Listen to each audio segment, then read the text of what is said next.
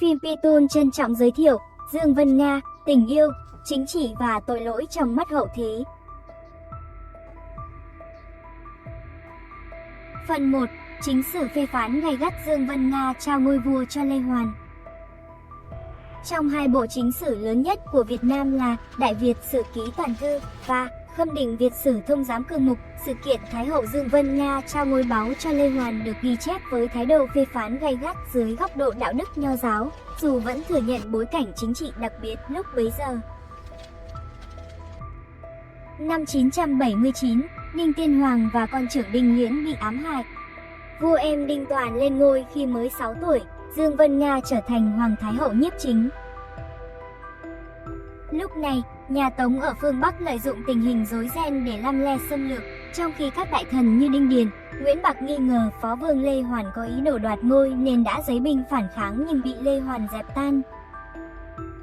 Theo Đại Việt Sử Ký Toàn Thư, khi quân Tống áp sát biên giới, Thái hậu cùng các tướng sĩ bàn kế chống giặc. Phạm Cự Lạng cùng các tướng lĩnh đã vào cung điện, thưa rằng thưởng người có công, giết kẻ không tuân lệnh là phép dùng binh. Nay quân giặc đã đến, mà vua thì còn bé, chúng tôi dẫu hết sức liều chết để chặn giặc ngoài, lỡ có chút công lao thì ai biết cho. Chi bằng trước hãy tôn thập đạo tướng quân làm thiên tử, sau đó sẽ xuất quân thì hơn. Trước tình thế đó, Dương Thái hậu nhận thấy lòng quân đã đổi hướng, không thể cưỡng lại, bèn sai lấy áo long bào khoác lên người Lê Hoàn, mời lên ngôi hoàng đế. Cả hai bộ sử đều dùng những lời lẽ nặng nề để đánh giá về đạo đức của Dương Vân Nga. Trong Đại Việt Sử Ký Toàn Thư, Sử thần Ngô Sĩ Liên viết, nữ tử mà làm thay đổi vận nước, không phải là điều hay. Ông chỉ trích là không giữ trọn tiết nghĩa với nhà Đinh. Coi hành động trao áo long bào là sự phản bội lại cơ nghiệp của Đinh Tiên Hoàng, khen ngợi cái công giữ nước của bà mà quên đi cái tội làm nhục quốc thể là điều không thể chấp nhận. Cương Mục phê phán việc bà sau này trở thành hoàng hậu của Lê Hoàn, đại thắng Minh Hoàng hậu, là trái với luân thường đạo lý, ví bà như một vết nhục trong lịch sử cung đình. Trong chính sử, Dương Vân Nga hiện lên như một nhân vật thực dụng về chính trị nhưng thất bại về đạo đức. Các sử gia phong kiến thừa nhận quyết định của bà đã giúp đất nước có một thủ lĩnh quân sự mạnh mẽ để chiến thắng quân Tống năm 981, nhưng họ không bao giờ tha thứ cho việc bà chủ động dâng cơ nghiệp của chồng con cho người khác. Sự chuyển giao này được coi là một cuộc soán ngôi, có sự tiếp tay từ bên trong cung đình. Đó là góc nhìn khắt khe của các sử gia phong kiến. Vậy các sử gia hiện đại đánh giá thế nào về Dương Vân Nga? Mời các bạn đón xem tiếp phần 2, phim Pitun trân trọng giới thiệu Dương Vân Nga, tình yêu, chính trị và tội lỗi trong mắt hậu thế. Phần 2, sử gia hiện đại nhìn nhận khác về Dương Vân Nga. Khác với cái nhìn khắt khe của các sử gia phong kiến, các nhà nghiên cứu và phê bình lịch sử hiện đại từ thế kỷ 20 đến nay đã nhìn nhận Thái hậu Dương Vân Nga dưới góc độ chính trị thực dụng, tinh thần dân tộc và chủ nghĩa nhân văn. Các sử gia hiện đại cho rằng hành động của Dương Vân Nga không phải là sự phản bội mà là một quyết định chính trị quyết đoán. Trong bối cảnh vua Đinh Toàn còn quá nhỏ, thù trong, các đại thần chống đối và giặc ngoài, quân Tống áp sát, đất nước cần một vị vua trưởng thành và có uy tín quân sự. Việc bà trao long bào cho Lê Hoàn được xem là lựa chọn vì dân vì nước để bảo toàn nền độc lập vừa mới xây dựng. Bà đã đặt lợi ích quốc gia lên trên lợi ích dòng tộc. Nghiên cứu hiện đại đánh giá, Dương Vân Nga là nhân vật trung tâm giúp quá trình chuyển giao quyền lực từ nhà Đinh sang nhà Tiền Lê diễn ra ít đổ máu nhất có thể. Bà không chỉ là một hoàng hậu mà còn là một chính trị gia hiểu rõ thời thế. Thay vì cố chấp giữ ngai vàng cho con trai để rồi có thể mất cả nước, bà đã chọn cách liên kết với thế lực quân sự mạnh nhất bấy giờ là thập đạo tướng quân Lê Hoàn để giữ vững bờ cõi. Các nhà nghiên cứu phê phán tư tưởng, trọng nam khinh nữ và sự cứng nhắc của các sử gia phong kiến khi đánh giá bà. Quan điểm hiện đại cho rằng việc phê phán bà không chính chuyên khi làm hoàng hậu của cả hai đời vua là áp đặt đạo đức của thế kỷ sau vào bối cảnh văn hóa Việt cổ thế kỷ 10, thời điểm mà tư tưởng nho giáo chưa bén rễ sâu và phụ nữ có vai trò, quyền lực đáng kể trong xã hội. Dưới góc nhìn văn hóa, Dương Vân Nga được hình tượng hóa là người phụ nữ gánh chịu mọi điều tiếng để thực hiện sứ mệnh lịch sử. Hành động trao áo long bào trong nghệ thuật, đặc biệt là sân khấu cải lương, được ca ngợi là một sự hy sinh tình riêng vì đại nghĩa. Bà được nhân dân thờ phụng tại đền Vua Đinh, Vua Lê ở Hoa Lư như một minh chứng cho sự công nhận của cộng đồng đối với đóng góp của bà.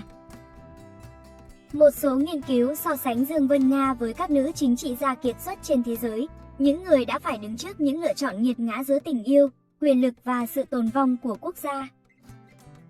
Quan điểm hiện đại đã giải oan cho Dương Vân Nga, đưa bà trở về đúng vị thế là một nữ chính trị gia quyết đoán, người đã góp phần quan trọng giúp Đại cổ Việt vượt qua cơn hiểm nghèo trước họa xâm lăng của nhà Tống vào năm 981. Bà không còn là một tội đồ của dòng họ Đinh, mà là một nhân vật có công với lịch sử dân tộc. Phim Pitun trân trọng giới thiệu Dương Vân Nga, tình yêu, chính trị và tội lỗi trong mắt hậu thế. Phần 3. Thái hậu Dương Vân Nga và Lê Hoàn có tồn tại tình yêu. Mối quan hệ giữa Thái hậu Dương Vân Nga và Lê Hoàn là một trong những chủ đề tốn nhiều bút mực nhất của giới nghiên cứu, khi nó đan xen giữa tình cảm cá nhân và những toan tính chính trị mang vận mệnh quốc gia. Các nguồn tư liệu nhìn nhận về tình yêu này qua 3 lăng kính khác biệt. Các bộ chính sử như Đại Việt Sử Ký Toàn Thư và Khâm Định Việt Sử Thông Giám Cương Mục không công nhận đây là một tình yêu cao đẹp. Ngược lại, các sử gia phong kiến nhìn nhận mối quan hệ này dưới nhãn quan khắt khe của Nho giáo là vi phạm luân thường. Việc Lê Hoàn vào gia cung cấm và sau này lập Dương Vân Nga làm hoàng hậu, Đại Thắng Minh hoàng hậu, bị coi là hành động dâm loạn và vô đạo. Sử thần phong kiến nghi ngờ mối quan hệ này là sự cấu kết để soán ngôi nhà Đinh. Tình yêu, nếu có, bị xem là công cụ để hợp thức hóa việc chuyển giao vương quyền, làm nhục quốc thể. Các nhà sử học hiện đại có cái nhìn nhân văn và rộng mở hơn. Họ đặt mối quan hệ này vào bối cảnh văn hóa Việt cổ thế kỷ 10, nơi tư tưởng Nho giáo chưa thống trị tuyệt đối. Nhiều giả thuyết cho rằng giữa hai người có một sự thấu hiểu và đồng điệu về lý tưởng giữ nước.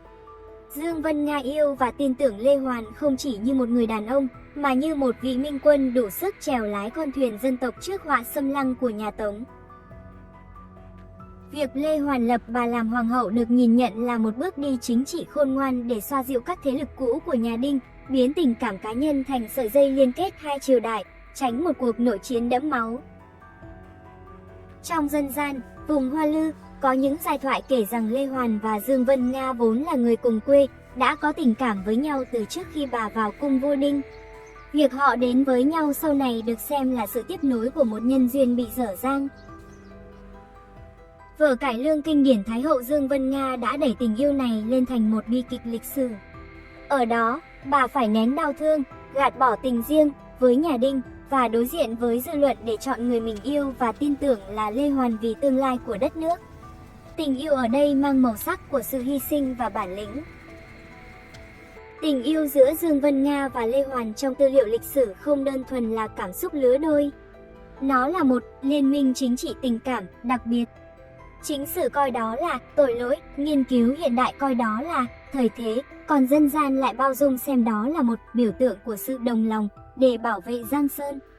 Sự mập mờ giữa tình yêu và chính trị chính là yếu tố tạo nên sức hấp dẫn vĩnh cửu của hình tượng này trong lòng hậu thế.